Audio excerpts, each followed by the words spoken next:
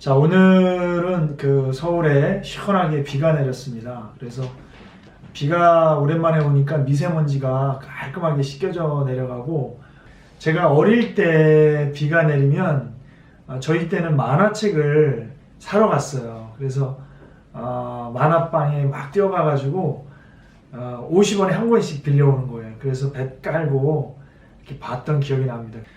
그런 기분 좋은 마음으로 오늘은 퇴직연금에 대한 얘기를 좀 하려고 그래요. 연금에 대한 얘기를 자꾸 하게 되는 이유는 지금 올해 1958년, 보통 58년 개띠라고 하는데 그분들이 60세가 되는 해입니다. 그래서 그분들이 60세라는 건 뭐냐면 2017년 기준으로 우리나라 정년이 60세가 됐거든요. 그러니까 60세가 되면 더 이상 직장을 다니지 못하는, 공식적으로 직장에서 나와야 되는 그런 것을 의미하기 때문에 연금에 대해서 굉장히 중요성이 높아졌는데, 문제는 이분들이 언제부터 국민연금을 받으시냐면 보통 63세, 64세 이렇게 이제 연금을 받아요.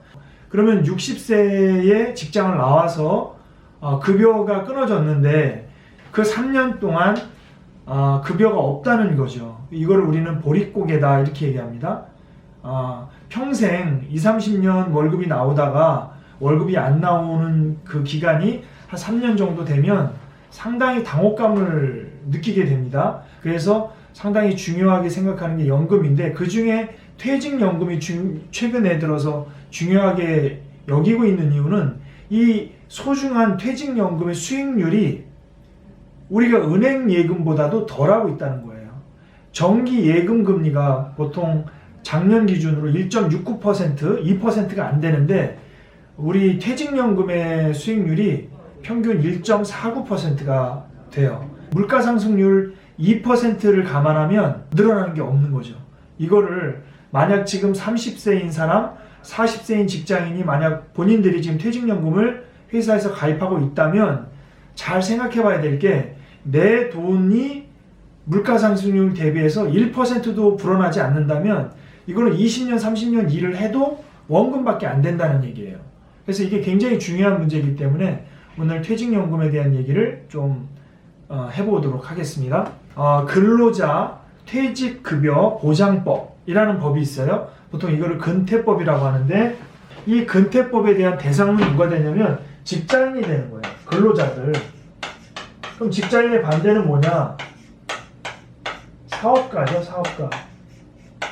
월급을 주는 CEO들 말고 개인 사업자, 자영업자, 주부, 학생, 이런 사람들이 대상이 아닌 거예요. 그러면 이 근태법상 퇴직연금은 지금은 연금으로 주로 주지만 예전에는 퇴직 일시금으로도 줬어요. 퇴직금이다 이렇게 얘기하죠. 퇴직금이다. 그런데 퇴직금으로 주다 보니까 다 써버리는 거예요. 그래서 퇴직연금으로 이제 나라에서 주도적으로 만들고 있는데, 실제 2018년 4월 기준으로 퇴직 일시금과 퇴직연금의 비중으로 봤을 때 퇴직연금으로 받아가는 사람이 몇 퍼센트냐면 2%이고요. 퇴직 일시금으로 받아가는 사람이 98%다. 되게 놀라운 일이에요. 연금으로 죽을 때까지 받아가시라 이렇게 만들어 놓은 퇴직연금 제도인데, 실제로 퇴직할 때는 이 퇴직연금을 일시금으로 그냥 땡겨간다는 얘기예요. 이유는 아까 말씀드렸지만 여러 가지 어려운 점이 발생하기 때문에 그렇다. 이 방송을 보시는 우리 젊은 구독자분들은 퇴직연금을 가입하고 계시면 퇴직연금을 일시금으로 하는 것은 절대 지양해야 된다라는 거 다시 한번 말씀드리고, 이 퇴직연금에는 세 가지가 있습니다. DB형이 있고요, DC형이 있고 IRP가 있어요. 늘 얘기하지만 금융은 영어가 많아요. 이게 어디서 수입을 해온 거냐면 다 미국에서 수입을 해온 거예요. 직수입을 한 거예요. 그래서 제가 99년도에 미국 국제공인 재무설계사를 공부할 때 미국 원서를 갖고 공부했는데, 그때 제가 봤던 단어들이 이런 DB, DC, IRP였어요. 그런데 이제 한국의 공무원들이 미국 가서 공부하다 보니까 퇴직연금을 만들 때 미국 용어를 그냥 갖다 쓰는 거예요. 한국 용어는 만들어 놨어요. 확정급여형, 확정급여형, 이거는 확정기여형, 이렇게 말을 하는데 어려우니까 그냥 DB, DC, IRP라고 신문에서 많이 쓰죠. DB형이라는 거는 확정된 급여예요. 이거는 얼마를 주냐면 퇴직연금이니까 퇴직 시점에 3년 동안에 3년 월 평균 소득 뭐 500일 수도 있고 600일 수도 있고 뭐 700일 수도 있겠죠. 월 평균 소득의 근무 연수를 곱하는 거예요. 근무 연수. 퇴직을 55세에 했다고 쳐볼게요. 그럼 퇴직을 55세 하는데 3년 평균이니까 뭐 53세, 54세, 55세야. 이 평균 소득이 500이라고 쳐볼게요. 그러면 몇 년 동안 근무했냐 봤더니 20년 근무한 거야. 그럼 이 사람이 퇴직금 얼마예요? 1억이죠, 1억.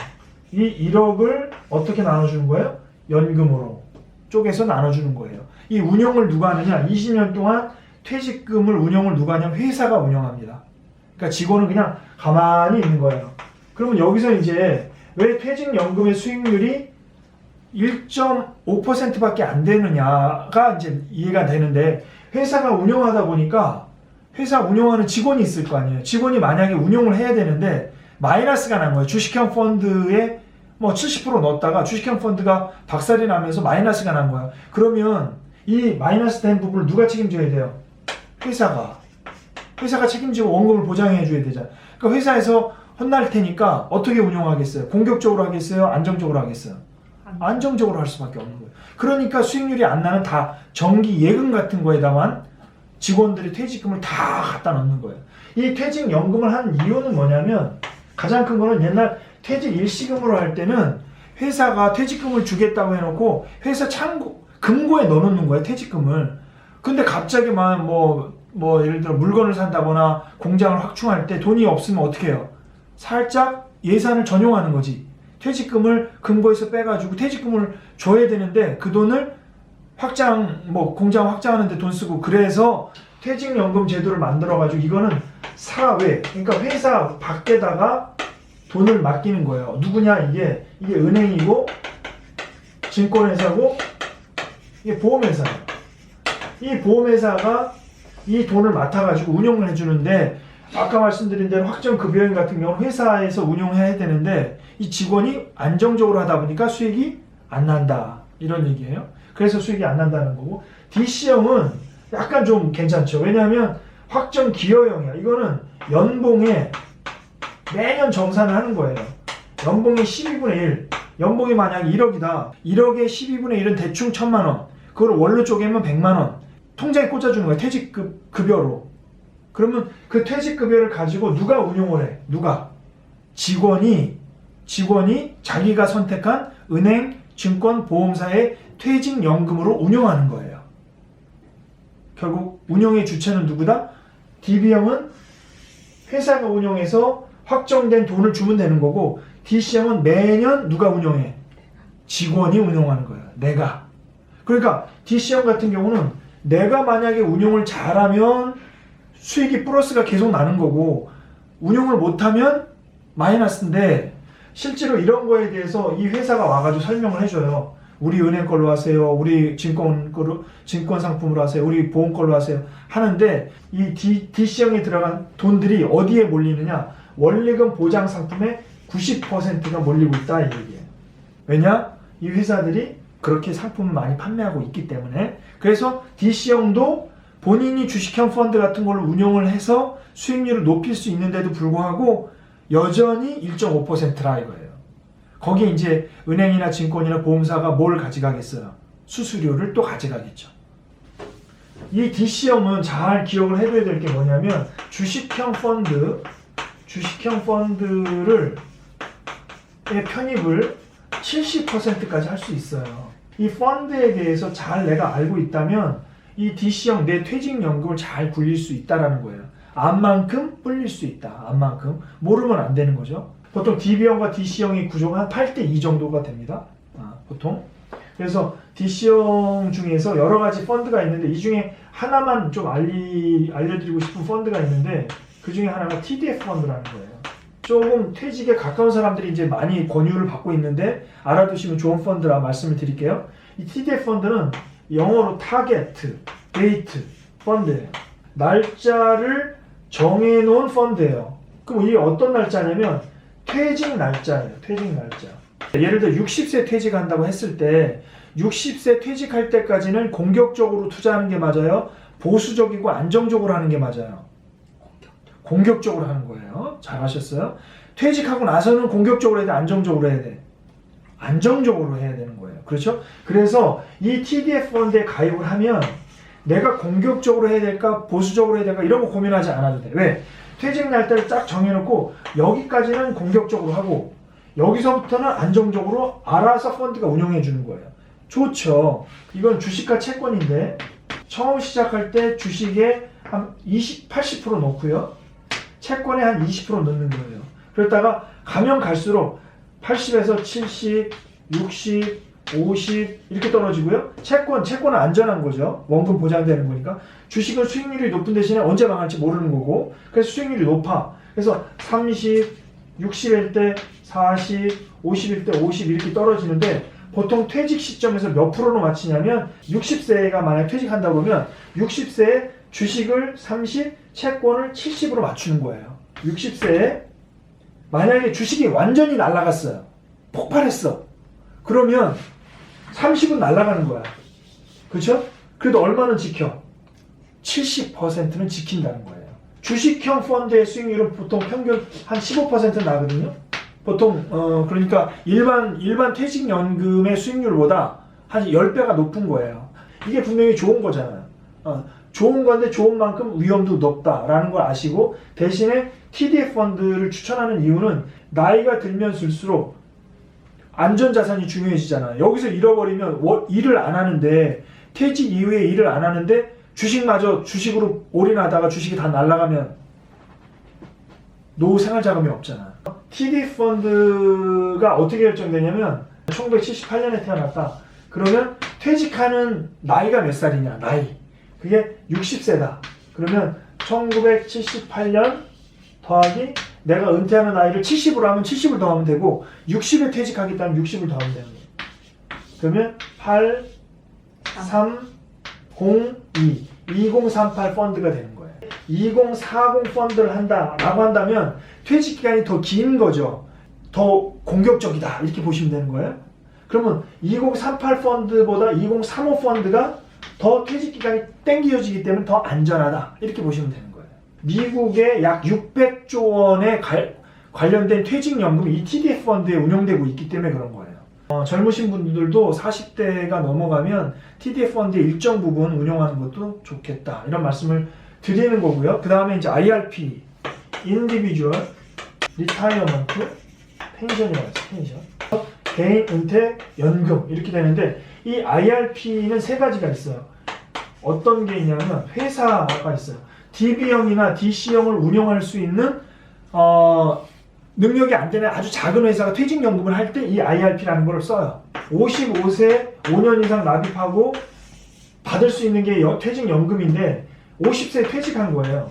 한 1년 놀다가 51세 다시 회사 들어갔어요. 요 기간 동안 이 회사에서 퇴직금 받았겠죠. 이 퇴직금 받아놓은 걸 어디다 굴려? 요 IRP에 묶어두는 거예요. 잠깐. 그랬다가 이 회사에 들어가면 이 IRP 회사에서 또 돈 넣어주는 거예요. 그래서 중간형 IRP. 이걸 중간형 IRP.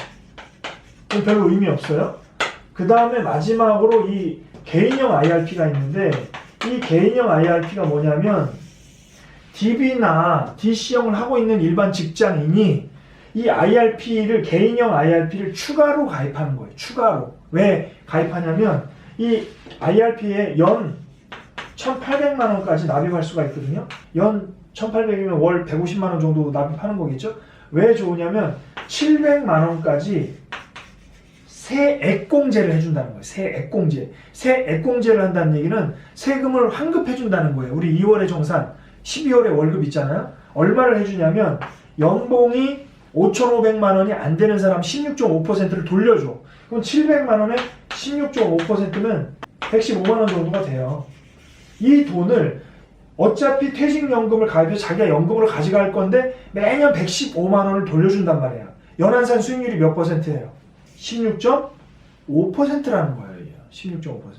엄청나게 큰 수익률이에요. 확정 수익이죠. 700만 원에는 뭐가 포함되어 있냐면 연금 저축이라는 거 있죠. 연금 저축.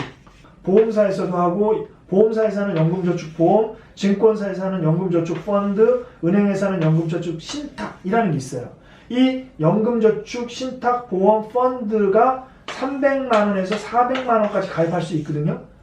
연봉이 1억 2천만 원 넘는 사람은 300 세액공제, 안 되는 사람 400만 원 세액공제 냈는데 이거를 이미 넣고 있는 사람은 300 넣고 있으면 700에서 300을 빼니까 400만 원만 추가로 해준다 이거예요. 개인형 IRP에서. 이것 때문에 이거 하거나 이거 하고 있는 사람도 이거를 한다 이거죠. 이게 좋은 점은 뭐냐면 이렇게 보니까 누구가 할 수 있는 거예요. 근로자, 직장인만 개인형 IRP를 하는 거잖아요. 그러다 보니까 공무원들, 그 다음에 월급 있는 사람들, 자영업자들도 노후가 불안한 거야. 그래서 2017년 7월에 정부가 이걸 다 풀었어요. 소득 있는 사람은 누구나 다 개인형 IRP를 할 수 있다 이렇게 된 거예요. 누구나 이 개인형 IRP를 통해서 뭐를 받을 수 있어요? 세액 공제를 받을 수 있다. 이건 굉장히 희소식이죠.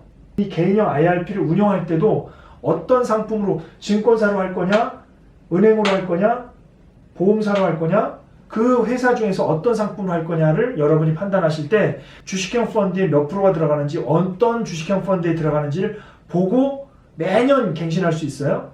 반기에 한 번씩 바꿀 수 있는데 여러분들이 그거를 선택하셔서 여러분의 수익률을 최소한 은행의 2배 이상, 이 4% 정도까지 올릴 수 있도록 공부도 하시고 상품도 연구를 하셔야 돼요. 그리고 재테크 과외도 열심히 들으시고, 오늘은 여기까지 하겠습니다.